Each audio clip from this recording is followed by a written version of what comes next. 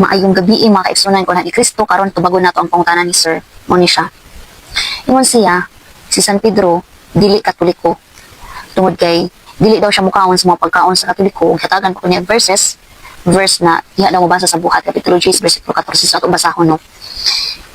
Apan si Pedro mitubag, dili ko Ginoo kay wala pa ako makakaon og bisan unsa nga giilang mahugaw.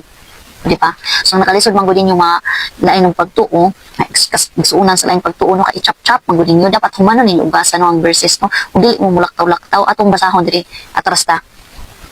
Ngari sa bersikulo 9. Ningon diri, pagkasunod adlaw sa may kagtuhon samtang sila nagpaingon og nagaduol sa kupa, misaka si Pedro sa atop sa balay aron pagampo.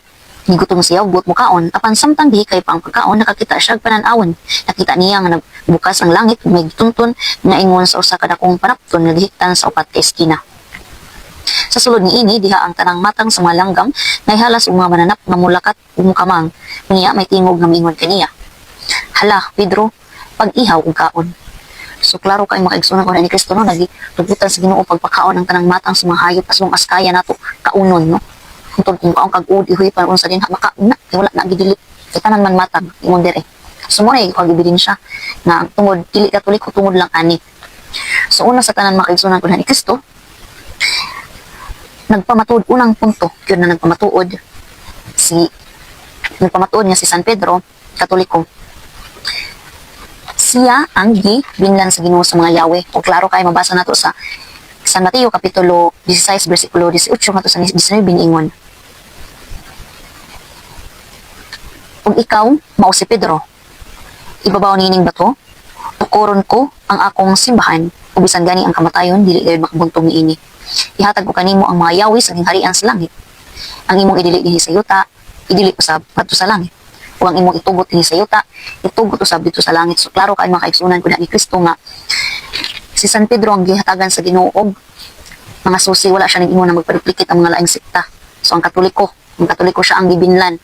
Kaya wala man ta kung ato lang analyze sunog maayo wala gyud lain relihiyon nga naa si San Pedro sa apostolic succession palang daan si San Pedro down sa ato Santo Papa karon si Pope Leo ika-267 na siya. So klaro kaayo nagpamatuod na siya Katoliko gyud kaayo. Kung niingon si Jesus sa iya nga ating manon ang iyang tupas mabasa man nato diri sa Ebanghelyo ni San Juan kapitulo 21 bersikulo 15 ngadto sa 17 nag-ingon human nilag pangaon ang mutara si Jesus kang Simon Pedro. Simon, anak ni Juan. Gigugma mo ba ako labaw sa paghiugma nimo nining mga butanga? Siya mitubag, oo Ginoo, nasayod ka ang higugma ko ikaw. Si Jesus mingon kaniya, at imanang akong manating karnero. Unya, mingon na usab si Jesus kaniya, Simon, anak ni Juan, gigugma mo ba ako? So 3 times di pangutana ni Jesus si Juan kung gigugma ba siya. Klaro kay makaigsunan ko na ni Kristo na si San Pedro gyud ang gihimo sa Ginoo gyud na maoy mag-alaga sa iyang simbahan. So mao ni ang mga Katoliko. Unya si San Pedro ang mag-una sa pagstorya sa mga apostol, siya jud ang tagapagsalita ba, siya jud ang kanang mangunguna. So mabasa man nato sa Buhat kapitulo 2 bersikulo 14 nag-ingon unya mitindog si Pedro uban sa napulog usa ka apostoles ug sa makusog nga tingog miingon kanila makaigsunan kong Hudiyo ug kamong tanan nga naa aniya sa Jerusalem pamatia ninyo ang akong isulti karon. So klaro kaayo nga si San Pedro gyud ang nag-una. Siya, kumbaga sa 12 apostoles, siya ang pangulo, siya ang nangu. Ug siya ang desisyon sa unang konsilyo sa Jerusalem. Mabasa nato sa Buhat, kapitulo 15, versikulo 7, nag-ingon, human sa taas na lantugi, mitindog si Pedro. Ug miingon, maigsuon, haybalo kamo nga kaniadto gipili ako sa Dios gikan kaninyo, aron magwali sa maayong balita, ngadto sa mga dili Hudiyo, aron makadungog sila niini, ug mutuo. So, mao na, napa-ebidensya pa na siya, nga klaro gyud kaayo. Ug ang iyang pangalan ang pinakauna nga gisulti sa 12 ka apostoles ato mabasa sa Mateo 10:2 niingon mao kini ang ngalan sa napulog duha ka apostoles una si Simon nagnanlag Pedro ug ang katong uban ng mga apostoles. So, klaro gid kaayo na si San Pedro Katoliko. Ug namatay si San Pedro sa Roma, so siya karon na siya sa Roma, wala may lain nagdumala sa Roma na sa Vatikano ang Katolik raman. So klaro gid kaayo bisan pag kung saon nato hunahuna ang si San Pedro Katoliko gid siya. Kay wala man sila nga relihiyon ang kanang apostolic succession di kan San Pedro. So ang Katoliko raman. So bisan pag kung saon nato hunahuna gamitan nato analogy sa paggamitan nato mga logic. Bisan kung bata makabalo ani Naklaro gid kaayo na si San Pedro Katoliko gyud based sa mga evidence nya. Katoliko but pasabot pangkalahatan or tibuok kalibutan. So si San Pedro ang ug ang mga apostoles ang gihatagan sa Ginoo og kining pagtugot to spread, to preach the word of God, dili lang diri sa kini siyang kuan, dili lang dito sa Jerusalem kundi sa uban pa pati gani diri sa Pilipinas. So klaro na sad kaayo nga muriak mo nga kining si San Pedro ang nagkuan na sila San Pablo ang mga apostoles ang nagdadiri sa relihiyong Katoliko diri sa Pilipinas.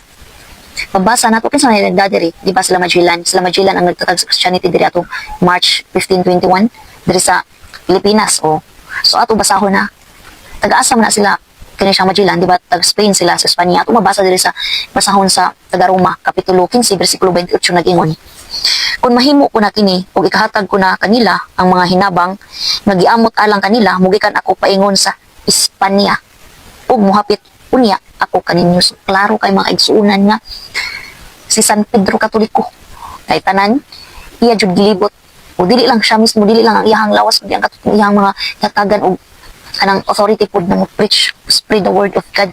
So muna mga kaigsuunan sa pag-abot sa doctrine gani. So kaming mga Catholic wala mi nag Bible alone, wala mi nagkadepende sa Bible lang, nagsunod pud mi og tradisyon, mga kasaysayan. So dili ta pwede mag-stick nga ang ato ang ikuan is Bible alone kay wala man na itudlo sa mua ang mag-Bible alone. So maro mga kaigsuunan ko ni Kristo hinaut-on ta nga kana siyang sa mga Catholic pud na pareha nako. You can comment pud sa ko ang mga post if nabay sayo or dili tungod kay gusto pud nako nga kanang matrain ako kagalingon to how to defend our Catholic faith. So moro to, God bless everyone. Mayong gabi my dear brothers and sisters in Christ. So karon ato tubagwan ang gisulti aning usa ka laing pagtuo. So dili ni siya Catholic no, kay ang ako gi-post is ni anak ko na naay duha ka klase sa sakit, which is sakit sa lawas ug sakit sa kalag. So ang naay sakit sa lawas muduol sa hospital ug magpatambal sa doktor. Pero ang naay sakit sa kalag kinahanglan muduol sa simbahan na tinuod ni Kristo ug muduol sa pari para mugbagakos sa sakramento maghatag sa Ginoong Hesukristo.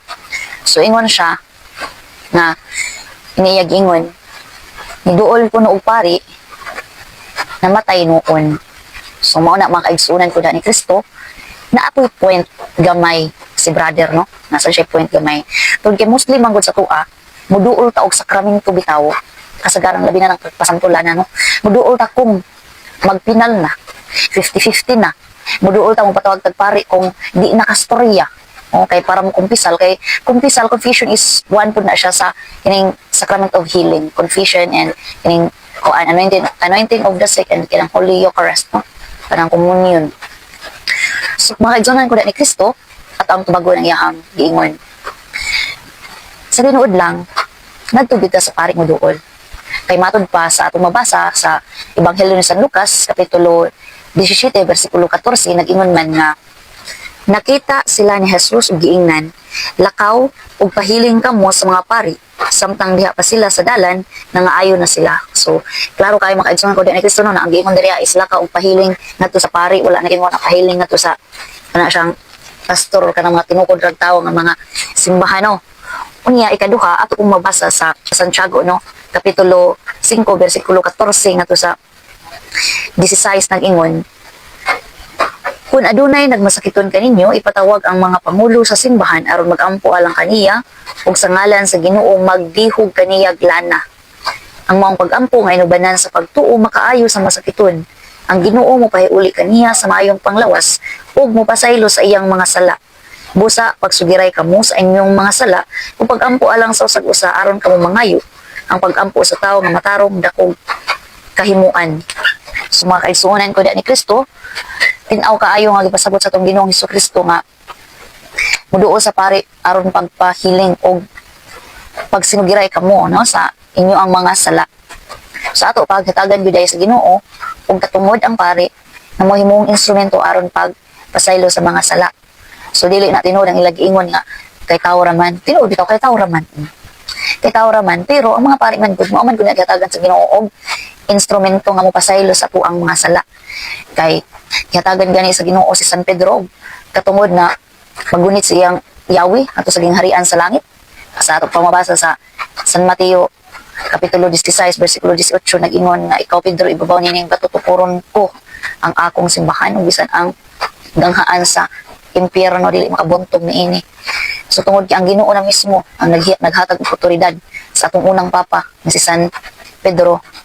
So klaro kaayo no nga ang simbahang Katoliko gyud ang gitukod sa Ginoo nga simbahan ug wala na iba. Ug ang simbahan na balaan tungod sa nagtukod nga mao si Ginoong Hesukristo.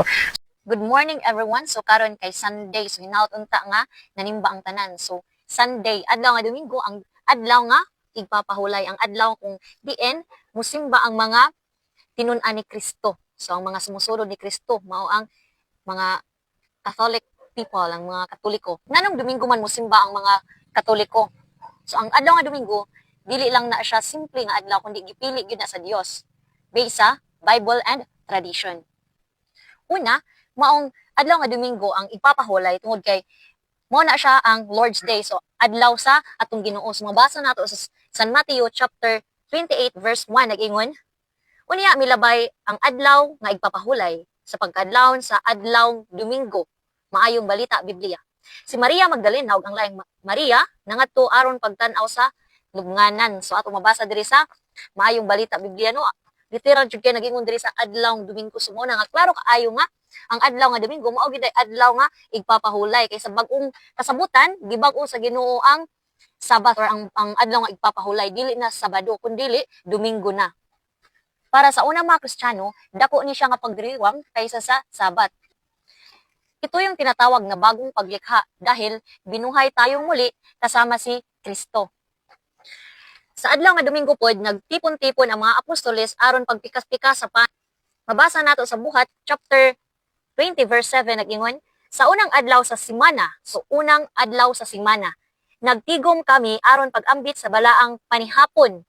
Og ang mga tao giwalihan ni Pablo hangtod sa tungang gabii kay mugikan man siya sa pagkasunod adlaw. So klaro kaayo sa tanan mga kaigsuonan no nga sa unang adlaw. So sa ato pa gibalaan gyud ay sa Ginoo ang adlaw nga Domingo, ang unang adlaw sa semana.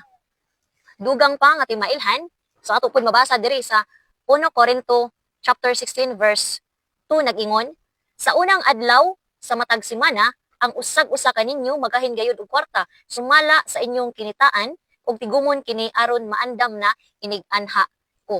So masabtan jud nato mga kaigsuonan na sa unang adlaw sa semana gyud. So klaro gyud kaayo nga ang adlaw nga Domingo mao gyud adlaw nga igpapahulay, mao gyud gigahin nga adlaw para sa Ginoo. Bisan pa man og buhi pa ang mga apostoles, ila gyud gibag-o ang pagsimba. Ngadto gyud sila ni simba sa adlaw nga Domingo. Sa daang kasabutan, ang adlaw ipapahulay mao ang Sabado tungod kay pagpahinumdom sa pagbuhat sa Ginoo sa kalibutan og adlaw nga Sabado siya ni pahuway. Pero sa bagong kasabutan gihimo na nga Domingo ang adlaw ipapahulay tungod kay gi-celebrate nato ang pagkabuhay ni Kristo. Bawal ba mo simba og Sabado or kining any days ang kining mga Katoliko? Dili gyud na siya bawal. So kung kaya ninyo mosimba kada adlaw mas maayo, pero ug dili kaya obligado gyud nga mosimba ang mga Katoliko og adlaw nga Domingo kay obligation din na og adlaw sa paghingiling kaning mga person ng mga holiday. So kinahanglan gyud na mosimba ang mga Katoliko ana.